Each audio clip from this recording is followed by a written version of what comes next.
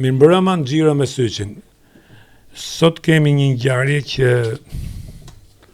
nuk e di si mund ta quajmë dëshpëruese për Kosovën, apo zhvillimi i demokracisë, apo stagnacion rreth vicioz që do ta rëndojmë te Kosovën, dhe më mirë se kush tjetër për këtë nuk mund të fliste përveç se mentor Nazarkos, dhe është i ftuar në emisionin tim për herë të parë, po sigurisht mendoj që nuk do të jetë i fundit, por nuk do ta shpërdorim, se nuk pranoj që shpërdorohet shumë. Po në Xhiro me Syçin do takoheshim. Po takoheshim, por herë takohesh, s'ke ka shko. Mentor, ju jeni marrë shumë me Kosovën dhe keni nejtë në Kosovë dhe keni ndjek politikën e Kosovës. Ç'po ndodh në Kosovë? Po në pikpamje kështu të përgjithshme, nëse shtetet i ngjajnë fëmijëve ose individëve, Kosova është një shtet i ri, 18 vjeç, domethënë nuk di ka kaluar të pragun e pjekurisë apo jo, po është ajo që po ndodh është dëshmi e papjekurisë së jo thjesht të klasës politike, se do ishte kufizuese, po dhe të elitës intelektuale të saj, dhe përpasoj, qofse Çobani është i papjekur, atëherë edhe tufa, domethënë edhe populli ka atë shkallën e vet të papjekurisë. Në pikpamje kështu krahasuese, po të ftohtë mund të për shikoj se edhe Belgjika ka ngel pa qeveri, bile edhe Bullgaria ka një 3 vjet që 4 vjet që bën zgjedhje të parakohshme me qeveri teknike. Po Kosova nuk është as Bullgaria as Belgjika, kupton që ta rikthej këtë po e the vetë. Kupton që mund të mbijetojnë në kushte të tilla. Për shkak të vonesës që në këto një vit dhe gjysmë ose pak më shumë janë bërë 5 palë zgjedhje. Pra 3 palë zgjedhje të parakohshme parlamentare dhe 2 palë zgjedhje kështu vendore, kështu lokale, atë Kosova është duke harxhuar pafund para. Këto mediat gëzojnë, se pas këto mediat e shumta që në atë kopshtin e harlisur mediatik të Kosovës ka shumë media për një vend aq të vogël, ashtu siç ka dhe në Shqipëri. Si ka dhe kene. Po, kur ka zgjedhje ato bëjnë fest, se marrin parë nga kandidatët, marrin parë nga partitë. Qartë. Edhe por ama Kosova humb para, humb mbështetjet e Bashkimit Evropian, që janë ca fonde që ishin garantuar në kuadrin e një projekti për gjithë Ballkanin, mbi të gjitha humb në besueshmëri. Dhe Kosova është një investim perëndimor, investim amerikan. Ata nuk e kanë krijuar këtë shtet që të bëjnë këto teatrot që është duke bërë. Ato nuk e kanë krijuar këtë shtet që të vazhdojnë pafund dialogun me Serbinë, që të ankohet sa herë që del një politikan i Kosovës në të tregun ndërkombëtar, thotë shiko se Serbia më që në 99 na bëri kështu. Perëndimi e di se çfarë bëri në 99, prandaj e bombardoi Serbinë. Jo, prandaj e bombardoi për shkak të perëndimit.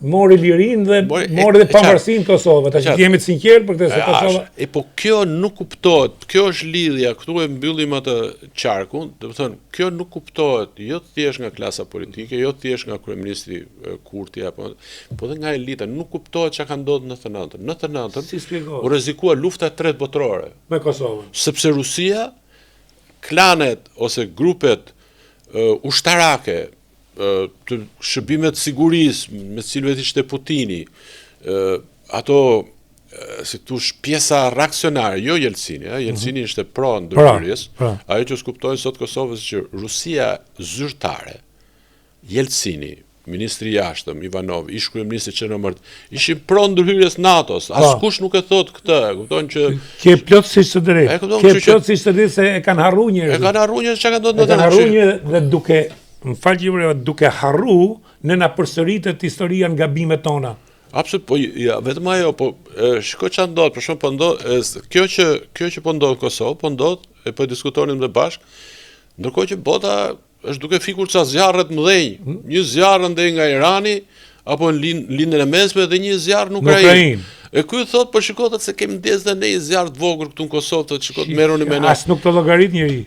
Dhe çfarë është shqetësuese me që morëm me këtë çështje Rusisë, është që Kosova në mënyrë autolezioniste, do të thonë vetëm tuse, po e krahason veten me Ukrainën. Dhe thotë, shikoj thotë se Serbia thotë, është si Rusia, ne jemi si Ukraina. Çdo më thënë që ti je si Ukraina. Ukraina mund ndahet. Trumpi është duke thënë ndani tani jepini atë Donetskut. Ukraina është një fuqi e madhe i herë edhe si hapësirë, edhe si histori, burime, edhe si fe, si histori, si fe, si gjitha nuk është e pakrahasueshme me Kosovën. Po ju po e krahasuesh me pas nga krimet që ka ndodhur, nga krimet që ka bërë Rusia, po kështu janë gjithë luftrat. Po.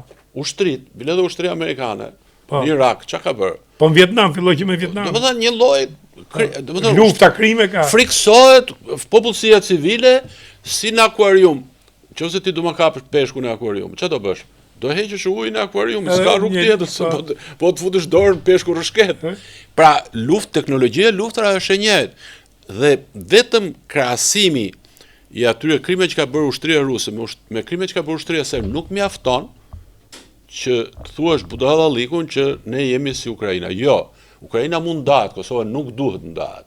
Jo, po Kosova po ndau shkrin, nuk. Dhe pa folur këtë, shkon çan do. Më fal që për ke drejt Ukraina dhe më dhon disa pjesë prap ngelet një masi e konsiderueshme dhe një fuqi e madhe. Sigurisht, po ju ka asumë ne as mund të krahasohet. Ukraina është shtet në një farë kuptimi multietnik. Po. Apo në kompozimin e saj territorial ka aty bashkangjitje territoresh banuara me shumicë ruse, me shumica të tjera. Pra është multietnike. Kosova nuk është multietnike. Ja. Kosova është me shumicë dërmuese shqiptare. 90%. Kështu që çdo krahasim është si të thuash të vesh vetë gojë ujkut. Po pse duhet të vesh vetë gojë ujkut?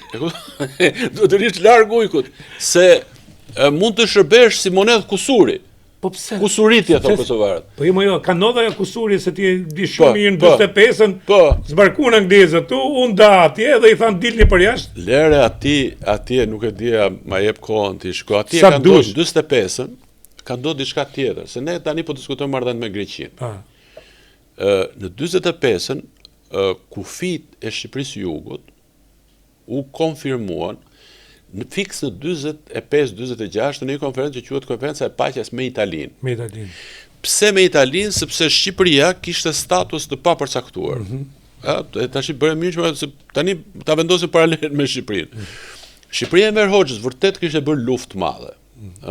Ushtria Nacionale Shqiptare. Mirë po, Greqia e kishte mohuar këtë luftë. Anglezët ishin pro-Greqis, donin që ta shpërblenin territorialisht, pra donin t'ja jepnin Shqipërinë e Jugut.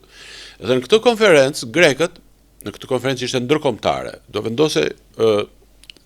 do pagushin dëmshpërblime nga Italia për shtetet që ishin dëmtuar prej saj, Greqia apo të tjerë, dhe do riorganizoheshin kufit. Greqia tha duam ta trajtojmë çështjen e Shqipërisë. Po jo, i thanë ata, Shqipëria ka luftuar. Po Shqipëria s'është antar OKB-s ta Greqia. Dhe u votua.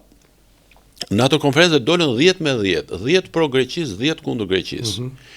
Dhe atëherë Titoja, që ishte mbrojtësi jon, ndërkombëtar, i thotë Enver që shko mbroje pozitën e Shqipërisë, çfarë ka bërë Shqipëria në luftën e dytë, shko mbroje ti vetë personalisht. Dhe shkon Enveri.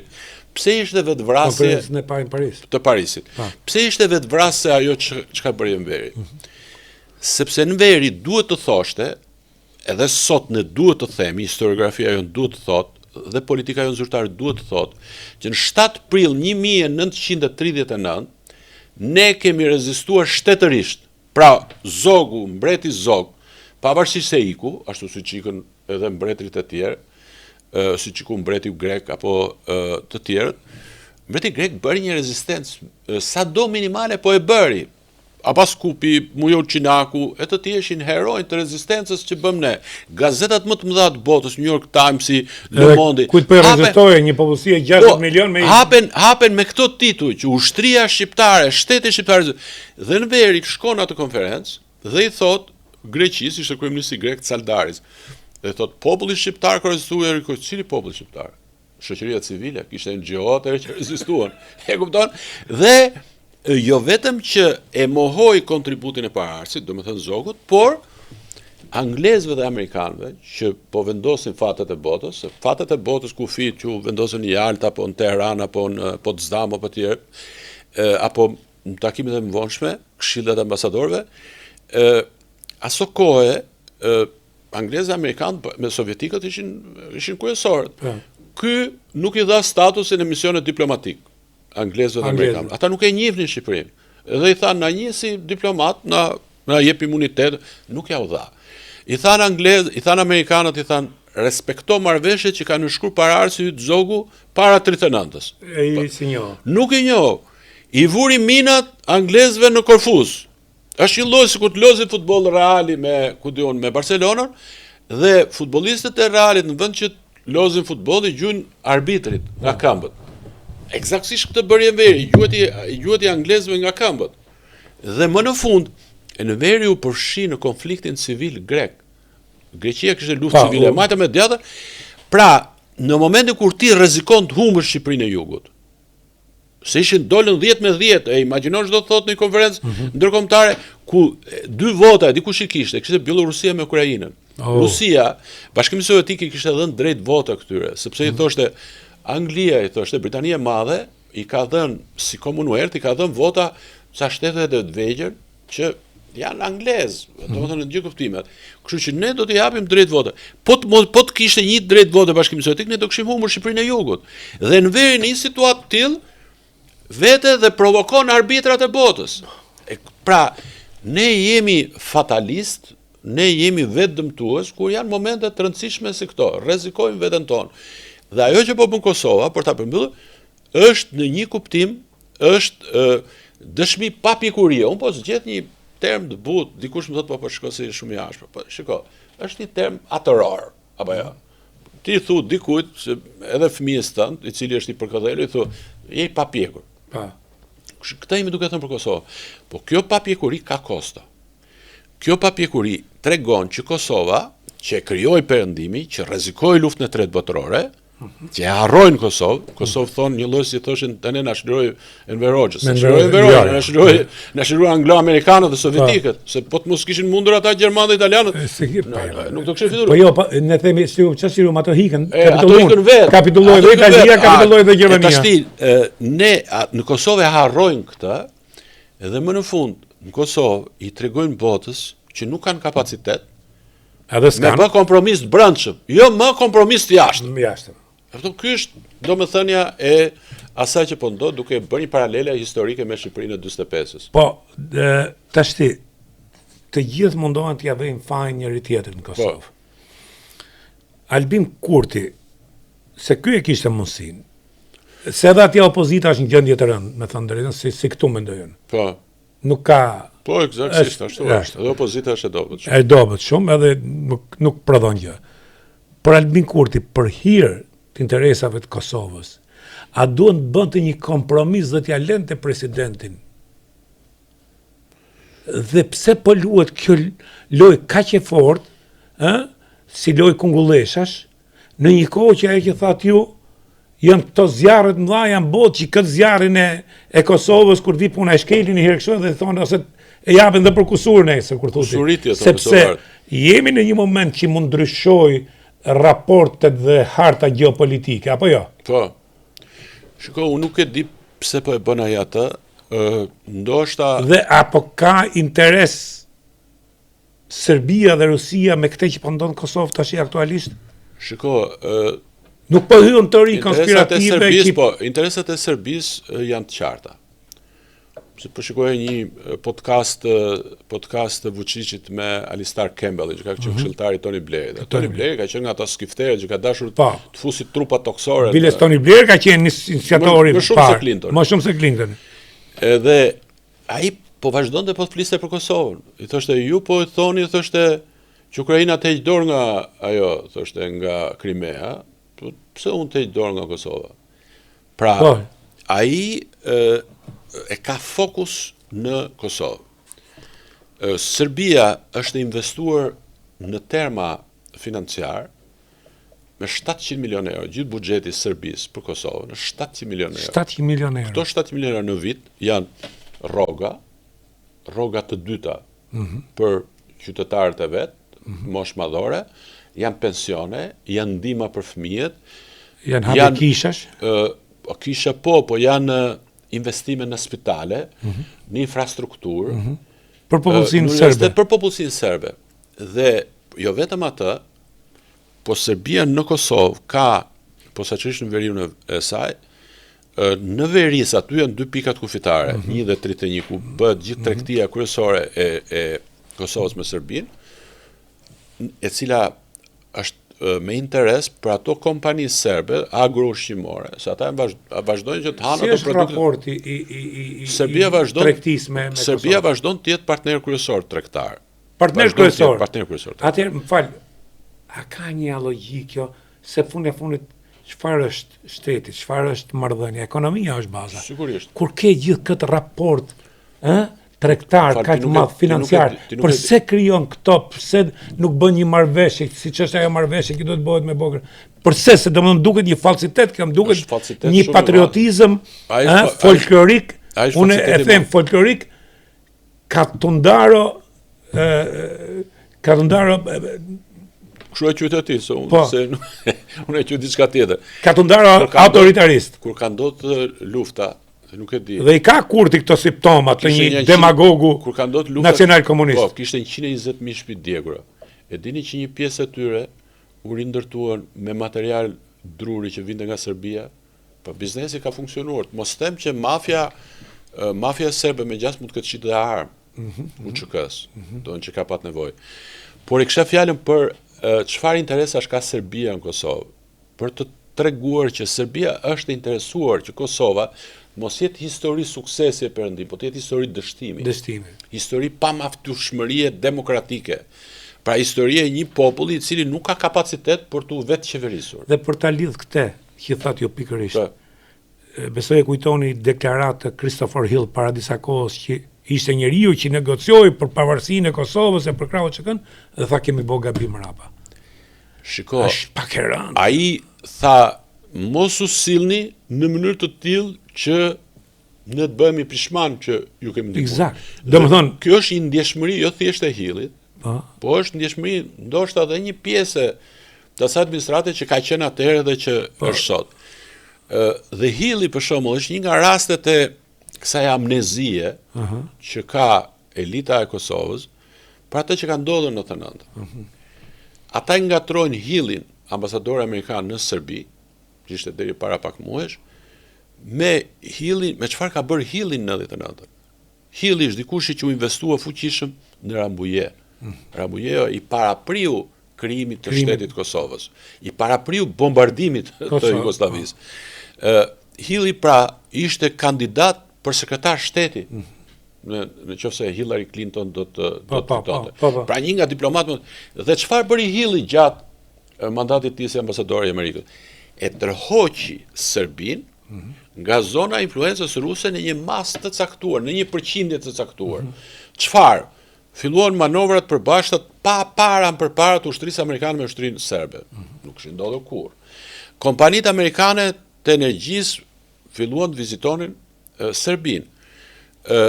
Pra, ai e zhvendosi sadopak nga aksi pro-rus Serbin. Sigurisht, Serbia është një shtet një lloj si Dragoj me shumë shpitra, me shumë koka. Atë ka një kokë të fuqishme pro-ruse. Kokën e fuqishme pro-ruse profesonte një nga ministrat e Vučićit, Vulini, i cili ishte edhe shef i shërbimit sekret. Po dhe atë ndodhi Bajska. Po dhe Vulinin ishte investimi i Hillit që e shpalli non grata. Nga Shtetet e Bashkuara. Dhe a dini si e konsiderojnë në Kosovë sot Hillin? E konsiderojnë si pro-serb. E konsiderojnë pro-serb edhe Grenellin. Shkoni, Grenelli, ju e dini më mirë se unë, domethënë si funksionon politika amerikane. Momentin kur një politikan amerikan mbaron detyrën, ose humb presidenti bëhet pjesë e lobinjeve. Bëhet pjesë e lobinjeve, ai jeton me to. Grenelli ka qenë komisar. Sakt. Pse ne nuk jemi në gjendje?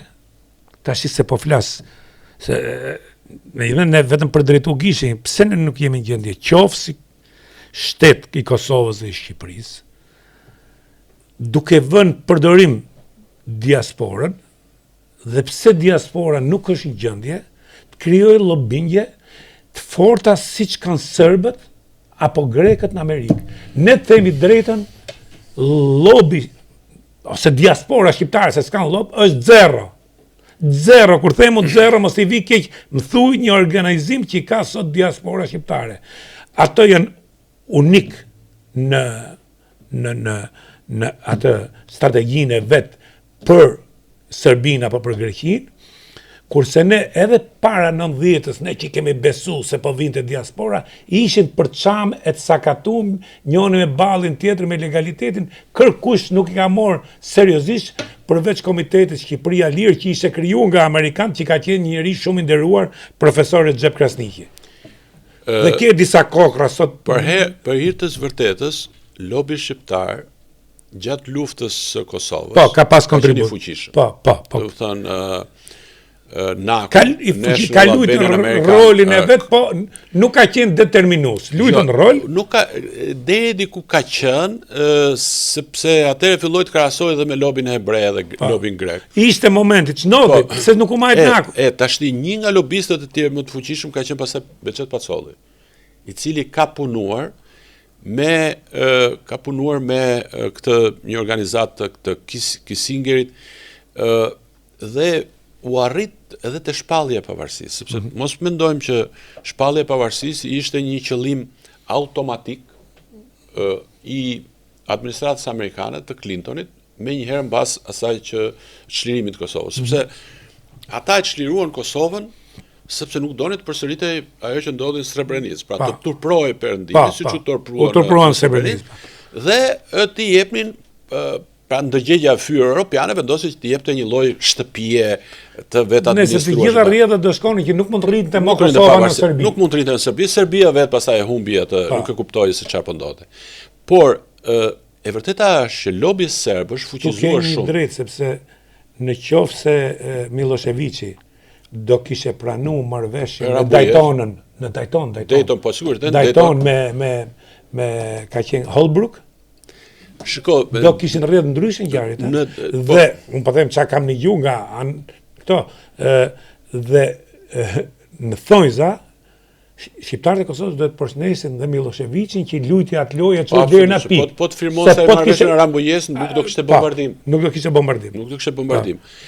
Po e kishim fjalën për lobin serb, se është shumë mirë kjo që ne serbët i kemi rival kryesor bashkë me grekët. Nëse nuk i kuptojmë, nëse nuk i njohim, nuk i mundim dot. Ja. Dhe serbët për hir të vërtetës këto vitet e fundit janë investuar fuqishëm në lobim. Vetëm dhoma serbe e tregtisë investon legalisht $20 milion në Shtetet Bashkuara të Amerikës, pa folur për parat jo të pastra. Fondet që japin që jepen për kongresmena apo për takime apo që japin biznesmenë në Për fatin ton të mirë, pavarësisht se në budallikun e vet, segmente goxha të fuqishme të shoqërisë kosovare apo të shoqërisë shqiptare kritikojnë Trumpin për shkak të përfshirjes së tij në konfliktin e Iranit, ndërkohë që ky president jo vetëm që u investua fuqishëm me marrëveshjen e Washingtonit në 2020-ën, që ishte goxha e rëndësishme, po nuk besoj që kemi kohë për të. Jo, vazhdo. Po është një president i cili në doktrinën e vet sigurisë kombëtare, në një ligj që është miratuar në mënyrë bipartizan, e parashikon punën për njohjen e Kosovës nga Serbia. E vazhdon që ta financojë misionin amerikan në kuadër të KFOR-it. Dhe e ka përsëritur disa herë në fillim mandatit vet që unë vendosa paqe midis Kosovës dhe Serbisë dhe i tha Vjosa Osmanit, unë jam i gatshëm, bjeni telefonit sa herë doni.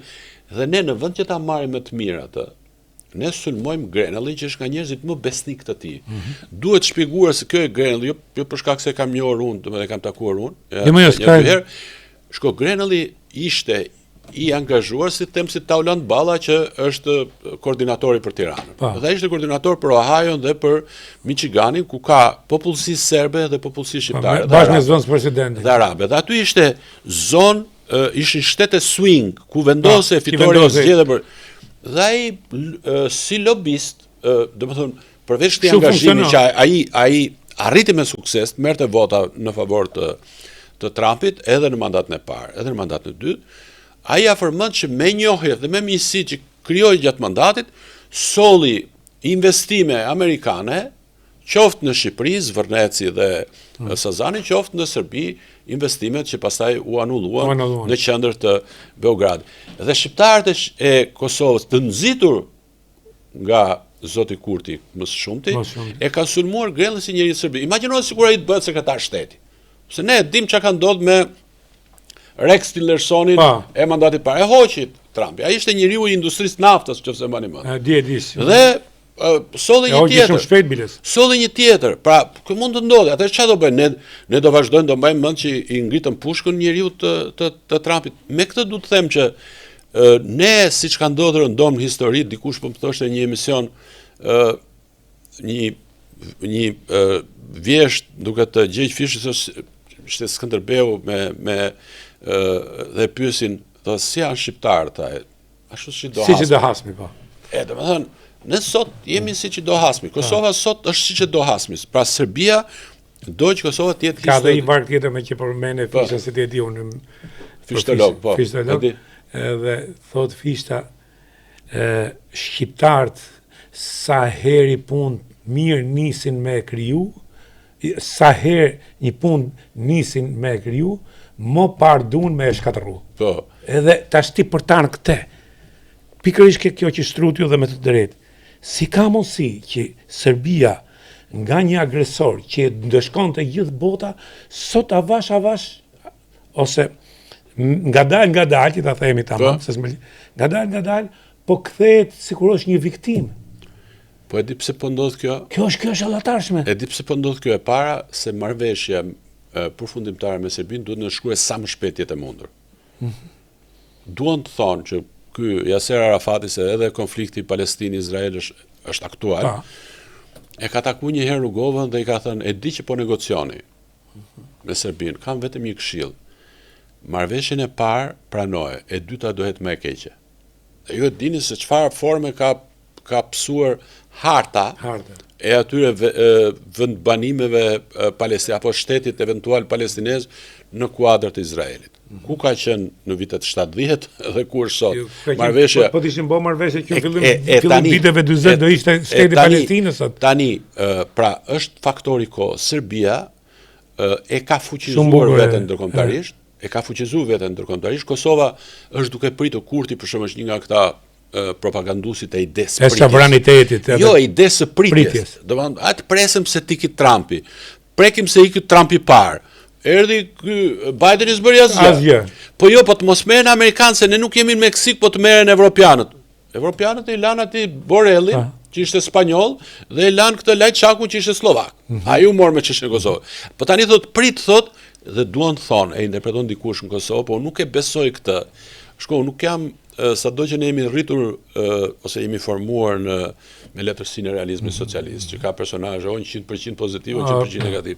Unë nuk e shoh Kurtin, siç e sheh dikush, që thotë, ky do zgjedhje, se e di që do fitoj, po thotë, të fitoj sa më shumë kohë që të mos më detyrojnë që të realizoj apo të ekzekutoj marrëveshjen e Ohrit.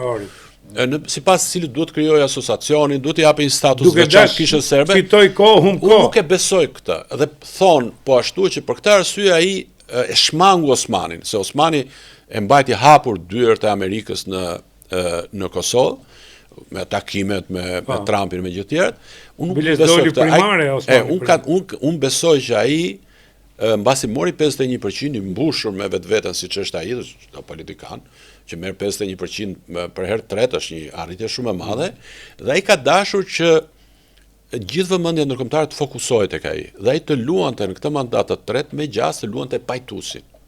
Pra ai t'i bënte gjithë këto koncesione, sepse me narrativ, ai do ta kontrollonte narrativ, do t'i mbushte mendjen e popullit që këtë që po bëj unë është gjemish. Keni parasysh Thaçi. Edhe ja ka mush. Po ja ka mushur me shumë sukses, Ja ka mush me në mi, po ajo që thatë ju me të drejtë, ku është raporti intelektualve dhe medias qoftë, që thatë ju që e shfrytëzon këtë për të fitu lekë, për të I mush menin popullit të kundërtën se po dëmtohet Kosova, nuk e kuptojnë këto që po dëmtohet Kosova. Dhe kujt I intereson këto? Nuk kam gjon as me Kurtin, unë ta thash opozita aty është skandal, katastrofë. Po është dhe elita, atë më besoni mua. Po pra dhe elita. Njerëzit me po këtu ta kem se ne më fal, ne flasim shumë për elita në Shqipëri. Unë nuk besoj që ne kemi pas ato që për konvencion quhen elitë. Elita. Po nuk kemi pas se elitat bëjnë ndryshime, bëjnë revolucione, krijojnë ide ku. Po Kosova ka pas patur një shoqëri civile shumë më aktive se sa. Po, edhe një elitë më kualifikuar se jona mendoj. Nuk e ka patur numerikisht më të madhe, sepse numerikisht e kemi patur ne më të madhe. Po kualitete kanë pas ato më shumë. Ata kanë pat një pjesë të tyre e kanë patur të krijuar këto universitetet e mira të Beogradit, Zagrebit. Po, nuk ishin të izoluar si ne. Po, ata kanë komunikuar më shumë me botën. Domethënë, sistemi politiko-ekonomik në cilin kanë jetuar shqiptarët e Kosovës, Jugosllavia, është sistem më i përparuar se sa Shqipëria. Por ama dhe po ashtu në 99, kur ata u çliruan, shtetin e tyre janë ndërtuan një nga një me urtësi, me model, janë ndërtuan perëndimorët. Shikon për shembull policinë e Kosovës, pse e ka si policia angleze? Janë anglezët që ja kanë formuar. Administrata publike e Kosovës është më korrekte se sa e Shqipërisë. Shumë. Gjykatat dhe prokurorit janë më korrekte se Shqipëria, sepse ja kanë ndërtuar perëndimorët. Kjo është arsyeja pse. Këtu. Se do të bëjmë dhe ka herë publicitet. O shqyqyrë, ti keni publicitet, domethënë keni sponsor. Pak, po sa për të na dhënë një dorë. Publicitet.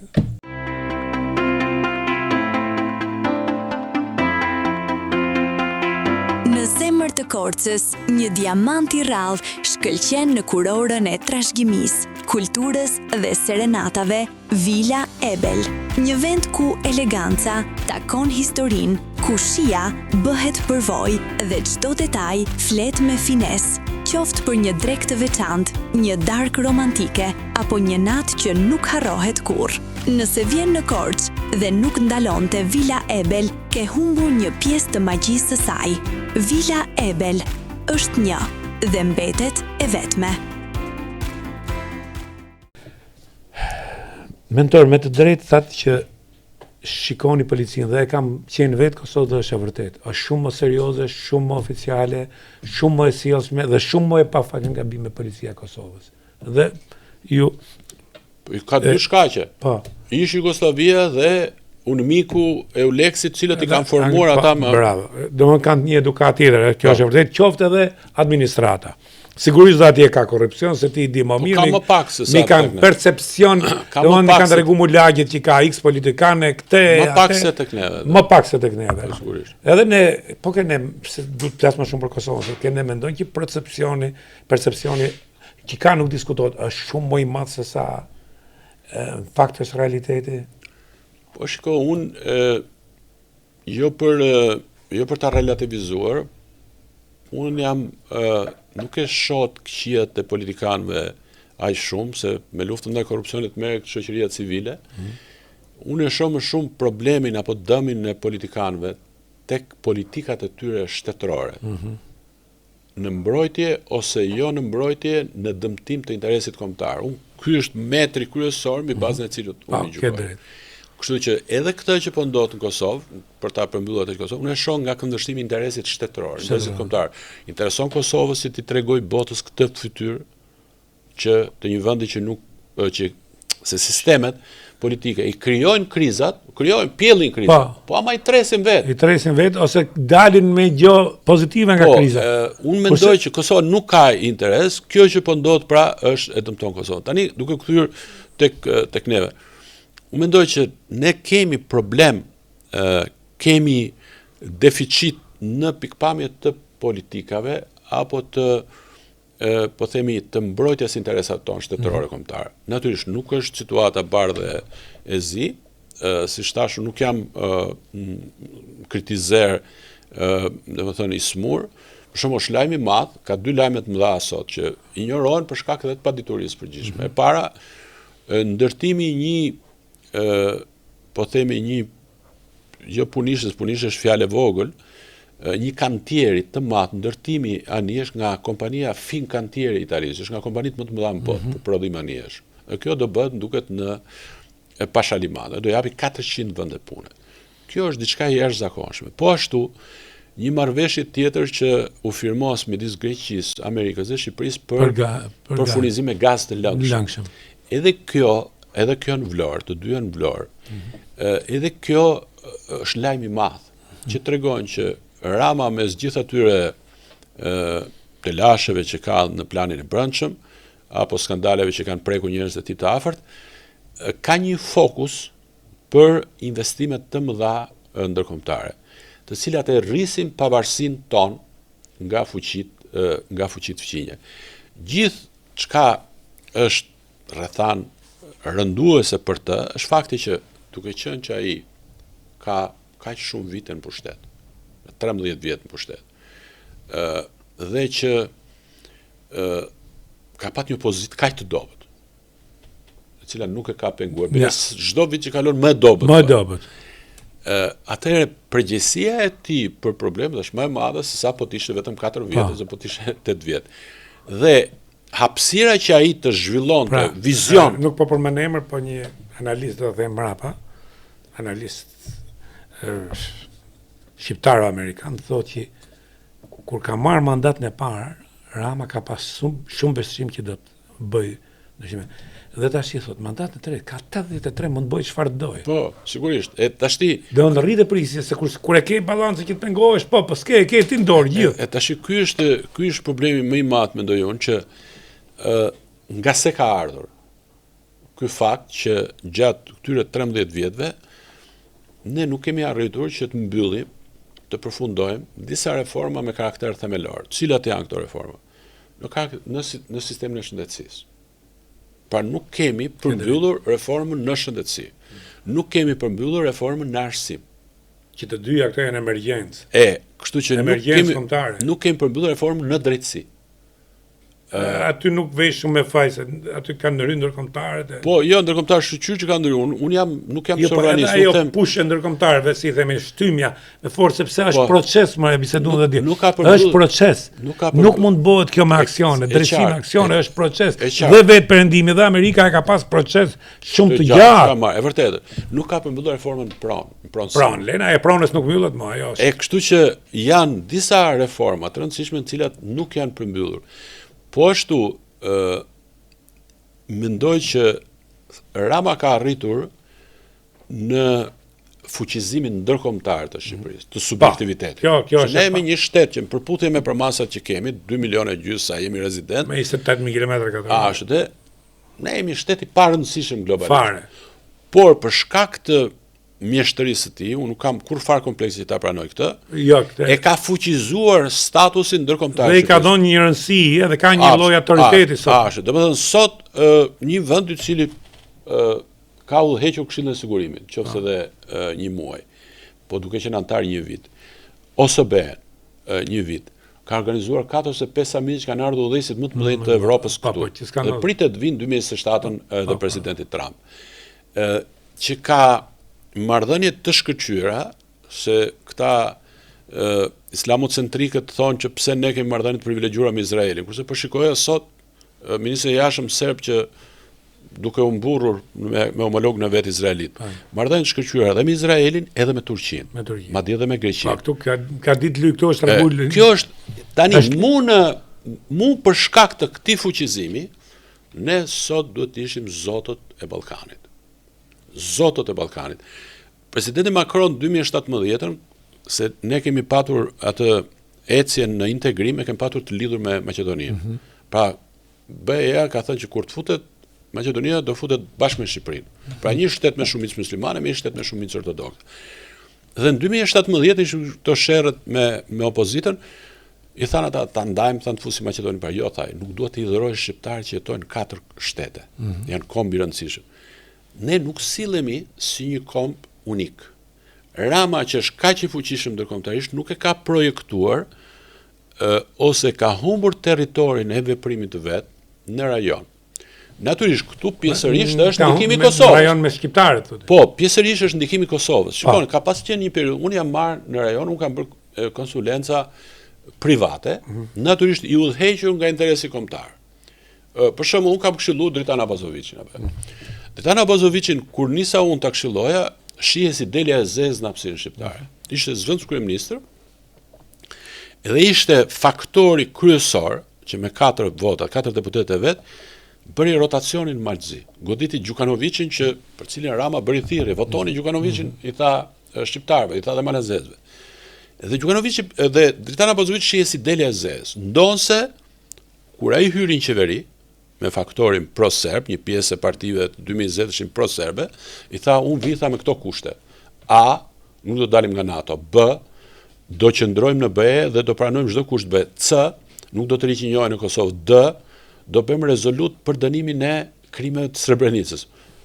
Ai shqiptari Ulqinit. Dhe unë ja hapa dyert që Rama ta pranonte. Dhe prej atij momenti Rama ran dashuri me ta. Por ama ajo marrëdhënie, në cilën unë kam atë meritën time, bëri që Shqipëria të kishte ndikim të fuqishëm Malzi. Me zhvillimet pas 2017 të Maqedonisë, Shqipëria kishte ndikim në Maqedoni. Dhe kishte ndikim deri diku dhe në Kosovë deri në 2020. Hajde të analizojmë se ku është ndikimi i Shqipërisë sot në rajon, i një Shqipërie që është kaq e fuqishme në arenën ndërkombëtare. Tash për ta përmbledhur se nisëm me Kosovën, fakti ishte për Kosovën,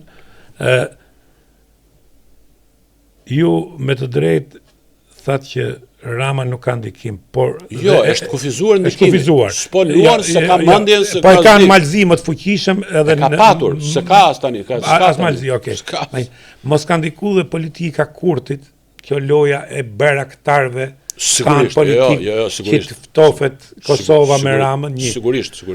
Dhe tjetra është ju me të drejtë thatë që ne duhet dim të luajmë sepse nuk duhet të jetë fytyra e Kosovës kështu në këtë moment që po kalon ndërkombëtar. Është kështu. Çfarë mendoni se do të ndodhë? Zgjedhjet do të jenë në 9 qershor. Nuk e di nëse do jenë në 9 qershor, ashtu se janë shpallur, por unë mendoj që zoti Kurti do të humb mbështetje. Do të humb mbështetje. Unë nuk besoj që ai do të dorëzohet lehtësisht, se ka një lexim që edhe kolegët mi të thonë që këtu jam dakord. Një kurt që do të shkojë nga 51% do shkojë rreth 40 apo më poshtë, duhet me i gatshëm për kompromis. Unë nuk e besoj këtë. As unë se besoj. Pra Kosova prap do të ketë vështirësi për të krijuar qeverinë. Edhe sikur ai mos titullohet për ta krijuar qeverinë, ndonse është një temë shumë teknike, por në fakt është temë themelore, që është tema e disa vendime që ka marrë gjykata kushtetuese, ato që janë vendime të çmendura, vetvrase. Prandaj unë kur flas për papjekuri, i referojmë papjekurisë së këtyre institucione, gjykata kushtetuese, papjekurisë së klasës politike, papjekurisë së elitës, papjekurisë medjave, po doni dhe papjekurisë oligarkëve, sepse që ka ndodhur në 28 dhjetor zgjedhjet e 2026-s. Albin Kurti mundi në ato zgjedhje me 51.4%, opozitën, Amerikën dhe Shqipërinë, oligarkët, mediat, Beratin dhe Batonin, që kanë qenë kundërshtarët vetë më të fortë. Kështu që mendoj që në qoftë se, domethënë, ka vendime gjykata kushtetuese që prapë atij do t'i japin mandatin të parit për ta krijuar qeverinë. Që është një interpretim absurd, ashtu siç është interpretimi tjetër absurd që shkon në sallë duhet ishin 2/3. Dije, po të kishte treguar ai pak më shumë mençuri, po ndoshta u friksua se opozita tha do dalin protesta. Unë po të isha si ai, unë do ta kisha zgjedhur presidentin me 66. Nuk është shkelje kushtetutës. Nuk është shkelje kushtetutës. Absolutisht, është gjykata kushtetuese që ka interpretuar. Pra ai këtë duhet ta di. Sa i ka kështu ta, por në anën tjetër mos e ka bë me qëllim. Jo, ekzistonte deri në momentin e fundit frika që ai do ta zgjidhte me 66. Shiko, vetëm për ta shpjeguar këtë në 2 minuta. Zgjedhja e presidentit edhe në Shqipëri, edhe në Maqedoni, edhe në Kosovë, edhe në Itali, po doni, është pak a shumë me të njëjtën procedurë. Tentohet një shumicë e cilësuar. Që në Kosovë është 2/3, në Shqipëri është 3/5. Pra thuhet 2 mandatat e para, 2 raundet e para, kërkohet 2/3, ose 3/5. Dhe kur nuk arrihet, merret me shumicë. Merret me shumicë të cilësuar që është absolute. Pra 50% plus 1 e numrit deputetëve.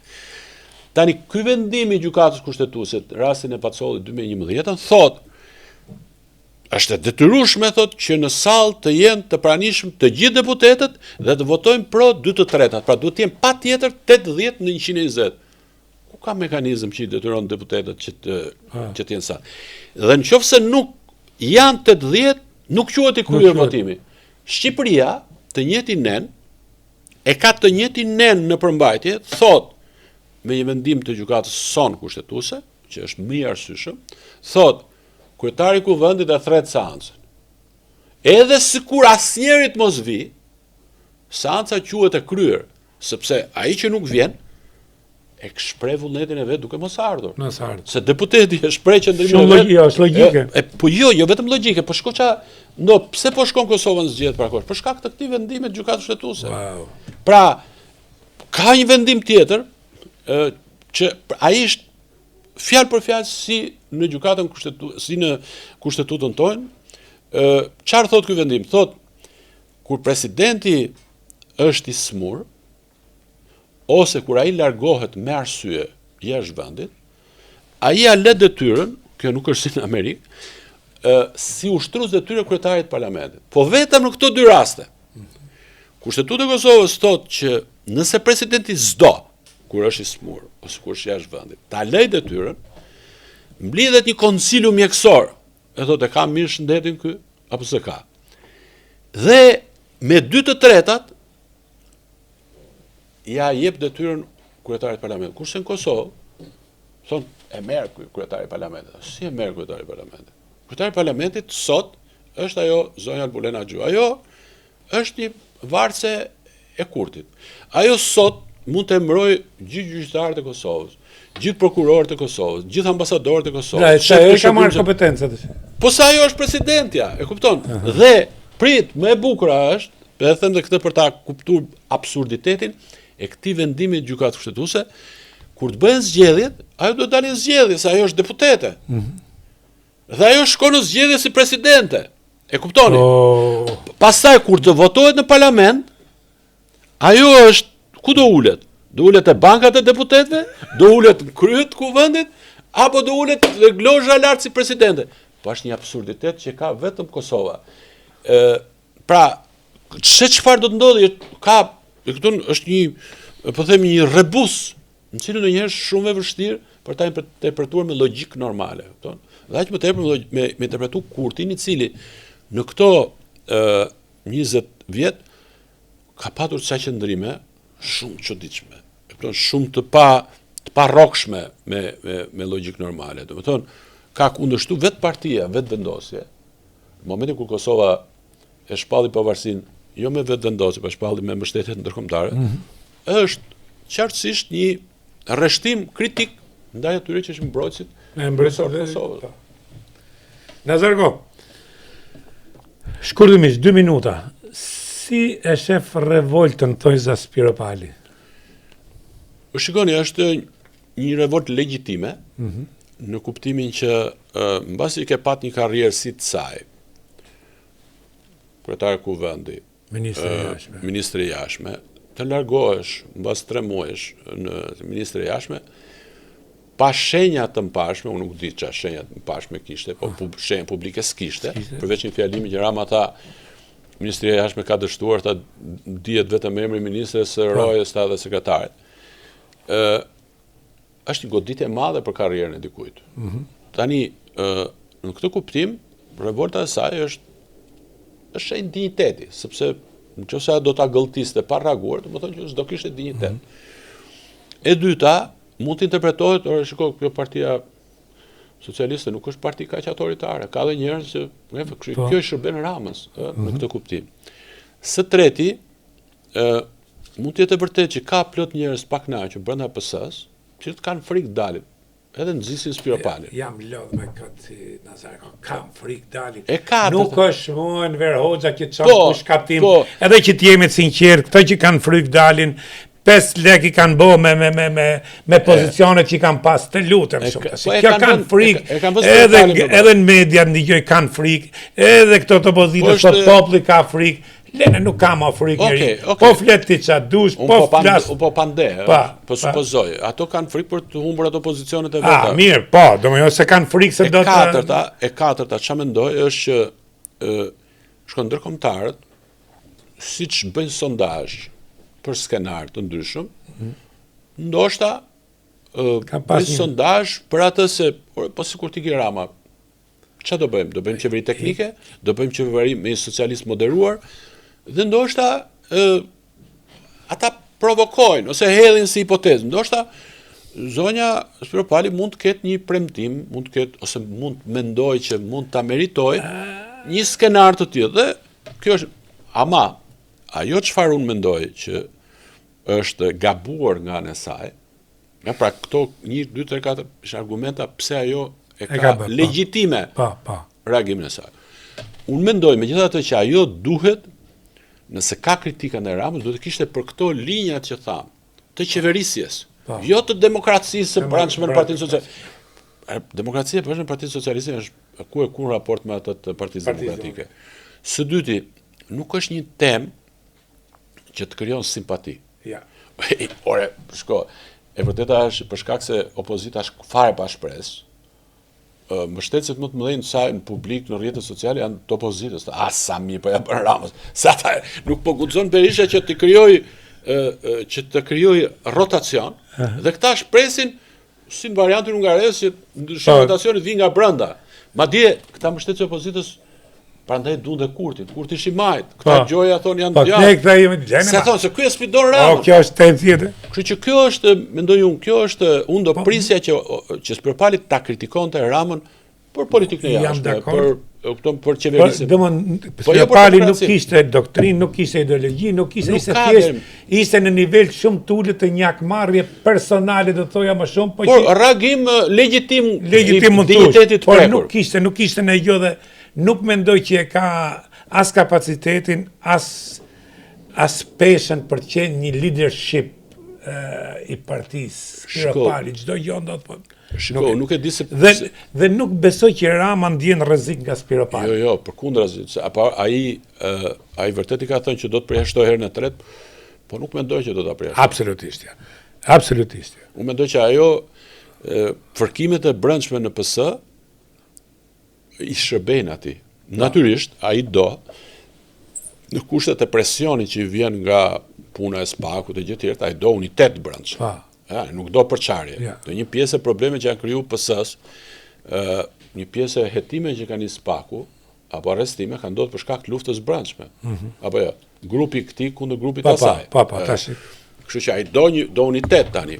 Dhe në këtë kuptim, kjo revolta e Spiropalit i krijon një lloj më falë se prema, megjithatë që ta përmbledhim, Spiropali duhet bëjtë një refleksion për vetin e se edhe Spiropali është pjesë e gjithë kësaj çka flet ajo. Shko, më në fund, pse ajo çka bën duket jo, si thosh, jo e mbështetur, jo e themelt.